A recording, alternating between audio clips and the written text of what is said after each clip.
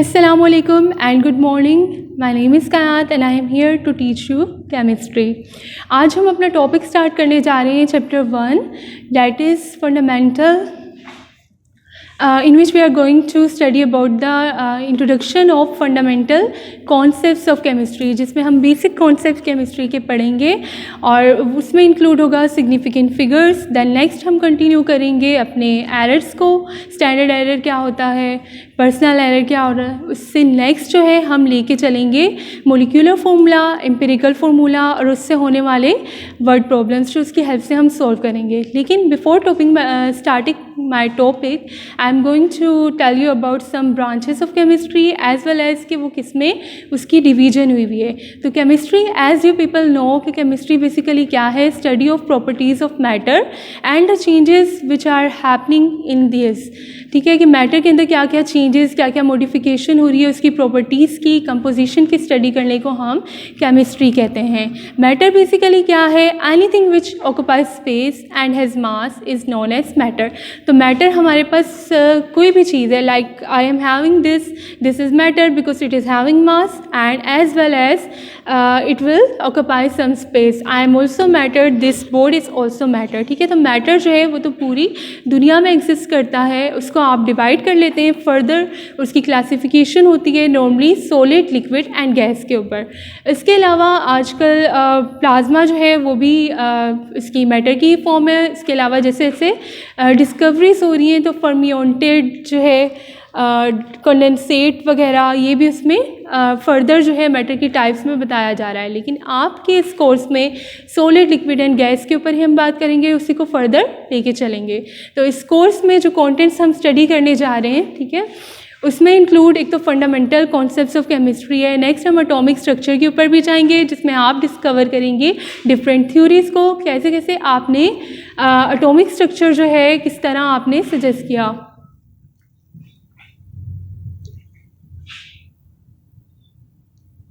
किस तरह आप एटॉमिक स्ट्रक्चर को जो है आपने एक्सप्लोर किया कि कैसे इलेक्ट्रॉन, प्रोटॉन, न्यूट्रॉन उनकी डिस्कवरी हुई, कैसे आपने जाना कि जो करेक्ट एटॉमिक स्ट्रक्चर है वो कैसे होता है. फर्दर हम इस कोर्स में हम एनर्जेटिक्स भी पढ़ेंगे जिसमें हम इनर्जीज़ को कैसे वो सिस्टम और सराउंडिंग पे एक्ट कर रही हैं, थर्मोडाइनमिक्स की स्टडी करेंगे, कैसे हीट जो है इफ़ेक्ट करती है सराउंडिंग को, इन्वायरमेंट को कैसे इफ़ेक्ट करती है. साथ साथ हम हाइब्रिडाइजेशन के टॉपिक के ऊपर भी जाएंगे और जो मोस्ट इंटरेस्टिंग टॉपिक है बॉन्डिंग, केमिकल बॉन्डिंग, हम उसको भी स्टडी करेंगे जिसमें हम ये देखेंगे कि किस तरह से बॉन्डिंग होती है, किस तरह से इलेक्ट्रॉन एक दूसरे से यूनाइट होके आयनिक किस तरह बनाते हैं, कोवलेंट कब बनाते हैं, क्या फैक्टर्स हैं जो कोऑर्डिनेट कोवलेंट बॉन्ड के बनने में जो है फैक्टर्स इन्वॉल्व होते हैं. तो इस तरह हम इस कोर्स को लेके चलेंगे.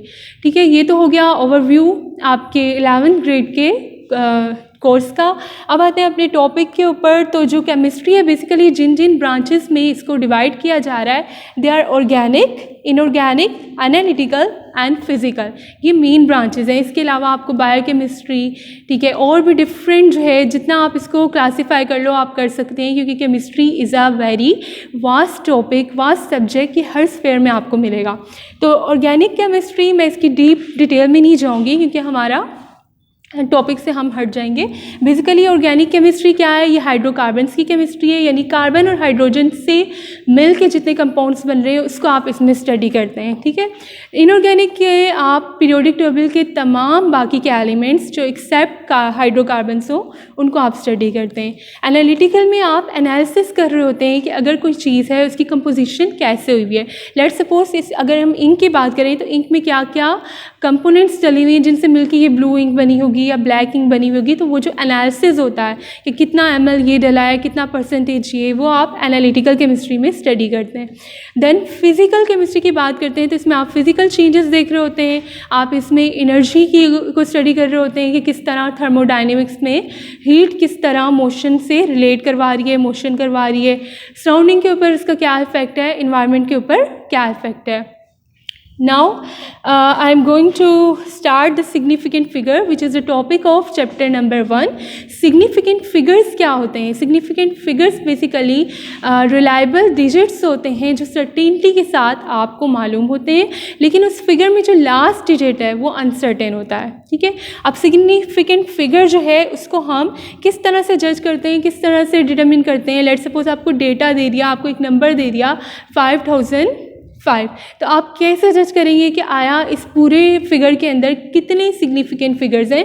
तो उनके लिए साइंटिस्ट ने बनाए कुछ रूल्स जिनको हम यहाँ पे स्टडी करने जा रहे हैं। उनके बेसिस पे हम जानेंगे कि क्या सिग्निफिकेंट फिगर है और क्या नहीं है और कब क्या सिग्निफिकेंट फिगर हो जाता है।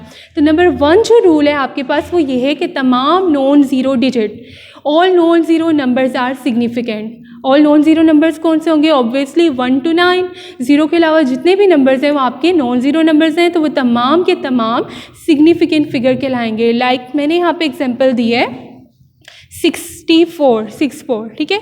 तो 6 भी नॉन ज़ीरो है, 4 भी नॉन ज़ीरो है, तो दोनों क्या होंगे? सिग्निफिकेंट फिगर्स होंगे। तो इस पूरे नंबर में कितने सिग्निफिकेंट फिगर्स हैं? 4 and 6 यानी कि 2, तो हमने लिख दिया 2 significant figures. Next example is 542, तो इसमें तीनों ही नॉन ज़ीरो हैं, कुछ भी ज़ीरो नज़र आपको नहीं आ रहा, तो तीनों के तीनों क्या हो जाएंगे? सिग्निफिकेंट फिगर्स हो जाएंगे। नेक्स्ट हम आते हैं अपने केसेस के ऊपर, क्योंकि जो ज़ीरो है वो कब सिग्निफिकेंट होता है कब नहीं होता, ये थोड़ा सा कॉम्प्लेक्स है, तो यहाँ पे थोड़ा गौर कीजिएगा कि ज़ीरोस कब कब सिग्निफिकेंट होते हैं। Captive zeros are always significant. Captive हम किनको कहते हैं कि जब भी दो नॉन ज़ीरो डिजिट्स के दरमियान कोई ज़ीरो आ रहा है तो वो उन दोनों के दरमियान कैप्चर हुआ हुआ है, ठीक है, तो उससे हम उसे कैप्टिव कह रहे हैं। तो कैप्टिव ज़ीरोस क्या होंगे? लाइक मैंने यहाँ पे एग्जांपल दी हुई है 15.01, तो 5 is a significant figure, 1 is also a significant figure, इनके दरमियान आ रहा है तो इसको भी सिग्निफिकेंट काउंट करेंगे। तो पूरा डिजिट, पूरी आपकी फिगर क्या हो जाएगी? 1 2 3 4, 4 के 4 सिग्निफिकेंट फिगर हो जाएंगे, यानी यहाँ पे 0 सिग्निफिकेंट काउंट होगा, क्योंकि कैप्टिव है, बीच में आया हुआ है। इस एग्जाम्पल में भी बीच में आया हुआ है, इसलिए यहाँ पे भी काउंट होगा।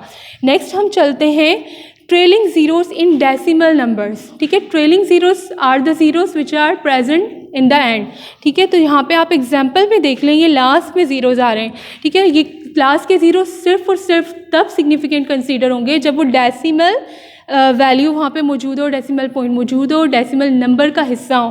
तो यहाँ पे 0.20, ठीक है, तो ये 0 भी सिग्निफिकेंट कंसीडर हो रहा है, ठीक है। 20 स्टार्टिंग वाला नहीं हो रहा, ये बात याद रखिएगा। 3.200, तो लास्ट के ट्रेलिंग ज़ीरोस आर सिग्निफिकेंट। 2.4500, तो लास्ट के zeros are significant because they are the part of a decimal number, ठीक है। नेक्स्ट हम आते हैं ऐसे केसेस जहाँ पे ज़ीरो सिग्निफिकेंट नहीं है, तो यहाँ पे leading zeros in a decimal fraction, भले से डेसिमल नंबर है लेकिन अगर लीडिंग ज़ीरोज़ हैं, स्टार्टिंग में आ रहे हैं, तो they will not be counted as significant figure.